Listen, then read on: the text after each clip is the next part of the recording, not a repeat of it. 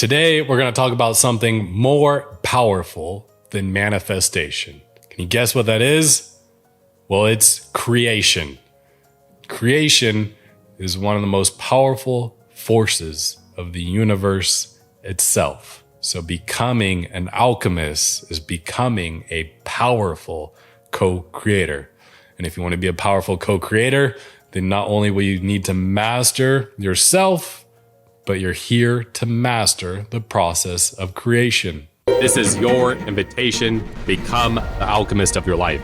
You decode your heaven on earth and go through the alchemical process. The alchemist is a master of himself so that he can master life.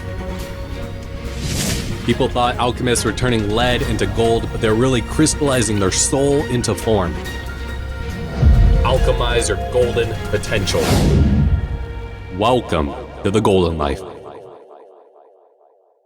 Today, we're going to talk about something more powerful than manifestation. Can you guess what that is? Well, it's creation. This is going to be one of my favorite episodes, and I'm excited to jump right in. So let's do this. For those new to the podcast, my name is David Gilbert, and welcome to the Golden Life Podcast, where I help you become the alchemist of your life.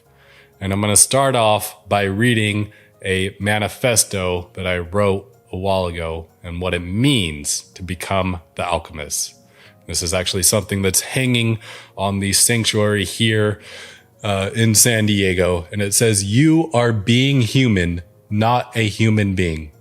Let us embrace the only absolute truth of who you are, a being made up of the infinite energy of the cosmos. It's time to break free of your limited perspective and become who you truly are. This is the process of becoming a free and powerful co-creator. You are the alchemist." So today, we're really talking about co-creation. And I'm going to break this down. I talked about this in previous episodes. I was going to share an episode of what it looks like to go through the alchemical process of creation. And that's what we're jumping into today. Because you can choose to manifest, right? It's fun to set an intention and feel the feelings and work towards it and kind of hope it's going to show up in your life. And it's more fun to let the universe surprise you and have it show up that way in your life. But the more masculine approach is to not be receptive to having that thing be attracted to you, but to step into creation. Like I shared in a previous episode, creation is one of the most powerful forces of the universe itself. So becoming an alchemist is becoming a powerful co-creator. And if you want to be a powerful co-creator, then not only will you need to master yourself, but you're here to master the process of creation. And that's what you could say transmutation is truly about. How do we take an object of a lesser degree and transmute it into its highest potential? If you don't know anything about alchemists, that's what they dedicated themselves to master, the process of transmutation. And they were taking things like plants or metals and transmuting them into higher things like lead into gold, so that along the way, they understood every phase of transformation. And then they applied that transformation to themselves. And then it also helps to throw in there, they did this for a higher purpose. They did this to help evolve all life form as much as possible to help the greater good. But getting back to the process of creation and how you can start to practice and then master this for yourself. Well, first, we're going to start off by talking about the elements. And if you're not sure about the elements that the Hermetic philosophy lives by, is the 5 elements. And you could really say it's 4 plus a secret element. Number 1 is fire. Number 2 is air. Number 3 is water. Number 4 is earth. And then there's the secret element, And what is the secret element?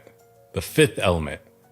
Well, the fifth element is sometimes referred to as the secret fire. And the secret fire is the quintessence, the substance of the universe that never changes, aka the infinite energy of the cosmos, right? The life force, the subtle energies.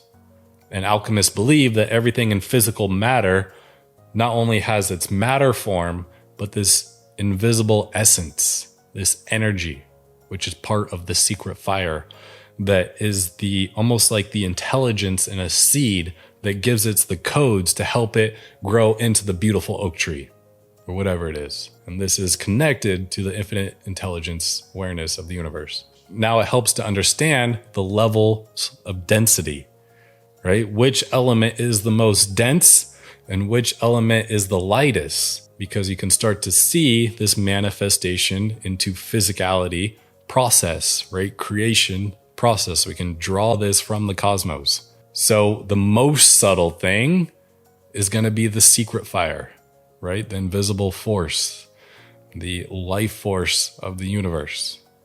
And the next is going to be fire. Then after fire is air. And after air is water. And then lastly, the most dense thing we have is the element of earth. And I'm going to break down why this is the alchemical process to creation. And understanding this, you can start to apply these steps into that thing that you want to create in life and truly become a powerful co-creator. So let's break this down. Number one, secret fire. This is to acknowledge the first Hermetic principle. The universe is mental, right? We are in one mind of the source of supply of creation. And that source of supply of creation is pure awareness, pure intelligence. So after we establish the secret fire, then we go on to the element of fire. And you could say fire can be, when it comes to creation, a burning desire to make it so. You could explore the possibility if there was this prime creator, the one mind who just was infinite awareness and probably infinitely bored. Well, it probably had a burning desire to create, to explore a lot of creation, to see what it could learn about itself and its ability to create. But coming back to the elements. After fire, a burning desire to make it so, we come into air. And what is air a symbol for? Well, air can be a symbol for imagination, our mind. So that means to have a clear picture in the mind, in the realm of the imagination, of what you're looking to create. Now that you're connected to the source of infinite supply, you have a burning desire to make it so, you have this vision of what it looks like. Well, next, we step into the element of water. And what is water typically symbolized as? Well, emotions. So this is coming back to feeling the emotions as if it already happened, what that emotional feeling would be like. And now after that, we have the emotions, then we come to earth. And this is to manifest the creation. Now, there's a secret step before water and earth. And if you've watched my episodes on manifestation, then you already know what the secret step is. This is why I was sprinkling it in to the manifestation process, because ultimately I want you to have the abilities of a creator, not just a manifester that hopes. And that is to release it, to let it go. And this is like, I like to use the metaphor of a seed. You're planting a seed. There's a drive to bring this seed into reality. You visualize what the seed can turn into. You have an emotional charge behind that seed, and then you send it off into the universe, and then it gets to materialize into matter. Now, the beautiful thing with this process is that it's also aligned with the chakras. Now, I'm going to go into detail with the chakras. So, fun fact, alchemists like to throw little hidden traps in the textbooks and visual images that they use so that you had to figure out the exact pathway of the protocols for yourself. Now, this episode isn't going to be that tricky. It's just you get to decide some key points if fire was before air or air before fire, just little subtle things. But this is up for you to create through experience and then determine for yourself. So just giving nod to the alchemical path. And starting with the chakras, we can see how you can manifest various ways from the chakras. But number one would be the crown. This is the top of the head. And this is what connects you to pure awareness, right? The infinite source of supply. And then we have the third eye, which is light and talking about the act of creation. And then we have the throat, sound. And then we get to the heart, air. And then the solar plex, fire. And then the sacral, water. And then the root, earth. And this is really beautiful because it starts to depict how the universe most likely was created, right? Pure awareness, let there be light. And then we have this visual reality, and then sound, which is frequency, energy, and vibration. And then vibration, frequency can hold energetic beings in place. And then air, starting to use the imagination of what this could look like and come together as. And then solar plex, that fire, that willpower, right? And then water, emotions, and then earth, grounding it all into form. So did you notice, I already gave it away, but did you notice which one switched from the levels of density to going down the chakras? But this is where you could apply this process to your own life. And before I share a little, I guess you could call it a meditation, but a little visualization practice that you could also do on the go that I like to do, that walks through each one of these steps and use a little bit of NLP practices and other things. I just want to talk a little bit more about creation itself, because I want to set you up to understand the foundations of creation so that you can start to become a powerful co-creator. So first of all, when it comes to the cycle of creation, I've mapped it down to these 4 steps. And we're going to touch on some things. And if you listen to previous episodes, especially the last one about fulfilling your purpose, it's going to touch on the same things. It's all going to come together. You can see, fulfilling your purpose is pretty similar to creation. You're creating the highest version of yourself, your golden potential into form. Well, number 1 is clarity, right? That vision, air, imagination, and having that clarity about what you are creating or who you are becoming, as we'll talk about in a second. And then number 2, commitment. Commitment is key. If you are committed to creating, well, there's a lot of commitment to be had. And then that commitment is going to lead you to number 3, which is action. And then number 4 is reflection. And reflection, to truly create a goal and bring that into form, reflection is going to be a critical part of this process, because we know we're going to kind of waver off path, or we're going to think we know the way when really there's a higher way. So that's where making time to reflect on your progress and ask, how can I do this better, is going to help you redirect towards that creation when you get feedback from the universe. Now, it's also helpful to understand, I touched on this, right? You go through life, either the feminine way of being or the masculine way of creation. Now, my own little formula is that creation equals being plus becoming. And this is to say, I'm going to tie this into a couple different things. That's something we know as like how energy cycles through creation. Just to sidetrack for 1 second. And that is number 1, there's the creation when it comes to energy, right? There's the idea of creation, and then there's the energy of creation.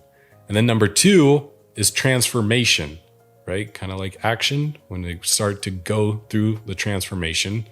And number 3 is completion. And that's the end of the energy cycle of creation. And you can also tie this into other language. Like number 1, creation is also like being. You're just being. And you're getting that visual of what it is you're going to create. And then number 2, transformation, is doing. And then number 3, completion, is having. So you could think about that with your goals. What are those goals in your life right now? What are you wanting to commit that you just haven't fully committed to creating yet? Right? So you're just being, thinking about this idea of this vision. And then you know the next step and the 4 steps to creation, right? Commitment. And with that commitment, you enter transformation, which the cycle of energy is number 2, and you start doing. And with reflection thrown in between there, eventually you're going to get there and you're going to have 3, completion and the having. And this is to step out, bigger picture view of our collective society at the moment in the United States. You can see we're a society built on having. We redirect all of our focus on having. What do I have? What am I going to have? What am I going to get? What's in it for me? Now, the invitation here is to start to shift to being. Number 1, creation. And from being, when you can step into just being and being okay in the deep now and being okay with who you are and being okay with your true source and just living from that place, then it creates space eventually as you truly start to do that and you truly start to dissolve or transmute the lead within yourself, right? Remember episode 1, all those blockages start to dissolve and then you shine your light fully and you're truly just being in your essence. Well, then you have more power for creation. And from that space, creation is like a fun game or a fun thing to go do. And then you commit to that thing that you are just gonna create. And then that's where the transformation comes in. And this is where you go from being to becoming. So to tie it all together, you go from just being, and then you understand to create the transformation or the big level creation, that big goal or vision. It's all about who you have to become to create that.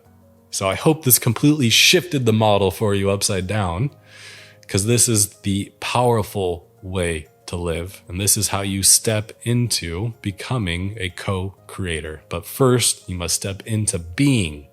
And then you commit yourself to the creation. And then you understand it's all about who you have to become. And then you simply distill down those behaviors and values that you need to embody to get there. And you let everything else go.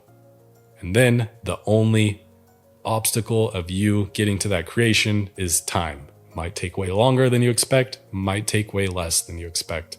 But time is the only barrier in that case, because you are so committed to that creation that time is the only thing that can get in the way. Now, this process from being to becoming, right? Because I'm sure you have goals.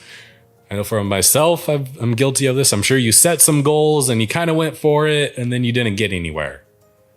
Well, what happened? Where is this gap in being to becoming so that you can create whatever that vision or goal is for yourself? Well, this is where, in order to become, to step into becoming, you must have internal coherence in your intentions and beliefs. Because what does the opposite do? If you have incoherence, if you have this old way of being and you're trying to step into this new way of being to create that vision or goal, well, this is going to create resistance. But this is the irony. If we said, hey, I want you to join me and we're going to go build this epic bridge. And this epic bridge is going to merge 2 continents together and we're going to make a lot of money. We're going to provide people with we're going to provide people with a lot more abundance, and it's just a win-win-win for everybody. And planet Earth is going to be healthier and more harmonious with this bridge. And you're like, yeah, let's do it. If we saw that there was a road, or well, there wasn't a road yet, and there was some boulders and let's say a couple trees and something else in the water that was there, and we walked up and looked at this and we saw there was obstacles, but we said, nah, let's not build the bridge. You'd be like, wait, like we knew there was going to be obstacles to create this bridge, right? You'd be like, yeah. Why do we do this with our own goals? So this is really to drive home. If you're going to commit yourself to a creation, you understand that you metaphorically have to be ready to bulldoze down some boulders and trees and whatever else gets in the way. Because it's not a matter of if, but when. That in the path of creating, you're gonna hit an obstacle or a challenge or some form of resistance. So now that you're ready to create, now that you understand the path, now that you realize, oh yeah, I'm gonna hit obstacles, it's probably not gonna come as I expect it. I can release those expectations and just know I'm committed to just bulldozing down whatever I need to bulldoze. There's one last step into really stepping into being a powerful co-creator, and this is power versus force. Because what happens when we get into just having? When we get into just having, a lot of times it's based not in being to come back, right? It's the opposite side of being. And being to me is one metaphor of being in your essence, which being in your essence means to being connected to your infinite source of creation that's within you, your divine spark. So when you just try to force because you want to have, it's usually of the ego, the personality self. And the ego and personality self is built upon a lot of lack beliefs, which drive it to want things to fulfill those lack beliefs because it doesn't feel the fulfillment and doesn't feel the true source, divine spark of who it truly is.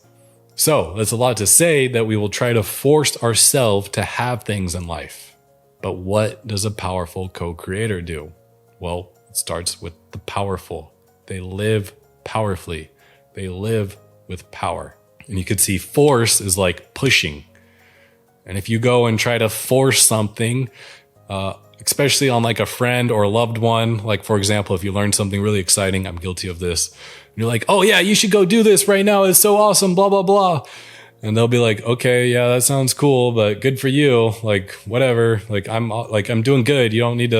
I don't need to do all those things. Well, you're pushing somebody, right? Versus if you show up after a really transformative thing or you learn something really awesome and you show up in a different way and you don't force it, but you show up more powerfully embodied, they'll be like, whoa, something's different about David. Hey, why do you seem different? And then you go like, oh, well, I learned about this thing and then I applied it and now I feel awesome and I'm super happy and stoked. Like the process of creation. And now I understand how to go create things in life. And there's obstacles that are going to come up, but I'm excited to push through because I'm committed to who I'm becoming and creating. Then they'll be like, oh, damn, that's powerful. But when you push, expect pushing back. It's a long story just to share that. Verse, power, in my perception, is like planting seeds, right? We're creating. And what happens? We plant seeds, we connect to the source of creation, we have a visual of it, we have a driving force to make it reality, we emotionally charge the seed so it can send off into fertile soil, into the earth. And then what happens with that seed? It has to then be strong enough for a sprout to bust through the shell. And then from there, it has to continue past, already just defeated a big obstacle right there. It has to continue past the dirt, maybe some worms, maybe even a rock, who knows, outside of the dirt, a whole nother obstacle. And then after it gets outside the dirt, it's got to be able to grow up strong, reaching towards the light, and eventually it's going to grow a trunk. And then eventually that trunk's going to grow bigger. And then eventually it's going to have some old branches and leaves that are going to fall off. And then new, stronger ones are going to grow. And then eventually it's going to bear fruit. So understand that is power. And that is the process of creation. So now I want to share my own little fun meditation of sorts to help you step into creation. This is like a tool that almost like a manifestation meditation you can use, but this is something I've used on the go. I mean, had experiences like trying to hop onto a plane late to the point I should have made it and went through this process very quickly, and it happened. So it's only my own experience, but I'm going to happily share it with you. Maybe you can develop it your own way and then share with me how it affected you, and we can make it even better. So going through the process of creation, this is a visualization you can do and activating all these steps. So if you'd like, if you're not driving, if you're at home just watching this, the invitation is you can go ahead and close your eyes. If you really want to go deeper, you can do a grounding exercise. You can hit pause and do a grounding exercise, which is just feeling your feet into the ground or feeling the sensation of breath going in and out, whatever that is, to just center you in the present moment. But I'm going to continue through this process.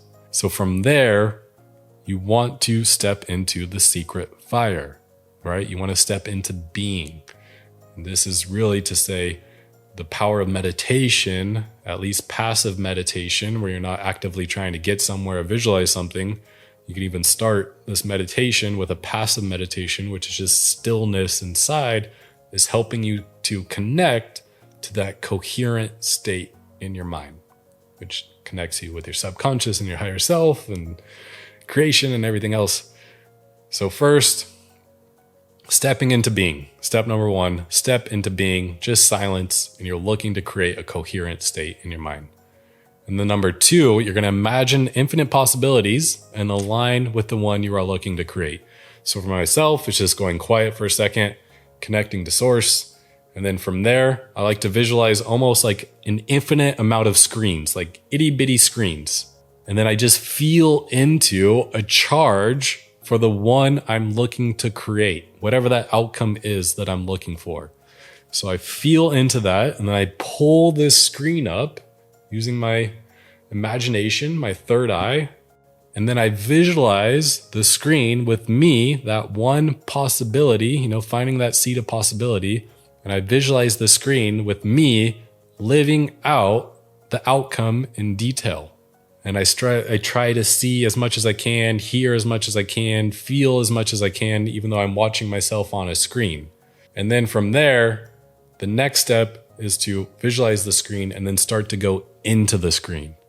So there, I'm stepping into my body, and then I'm really feeling the feelings, right? Water. You're feeling the emotions fully as you're living this. And then once I get to the peak of the positive feelings for having that creation, then I feel a burning desire to go create it. And simultaneously, this is when I step outside of the screen. And I'll see the screen float away, kind of like a seed going out into heaven. And as it's doing that, I give gratitude. I feel the emotions again as if it's already done. And I feel gratitude for that seed as it floats away. And then I release all expectations of that happening. And then an extra step you could take beyond that is just to step into pure awareness. And this is like a shield, like protecting you from incoherent beliefs. And then just let it go and go about life. Excited for you to put that into practice, to practice the art of creation.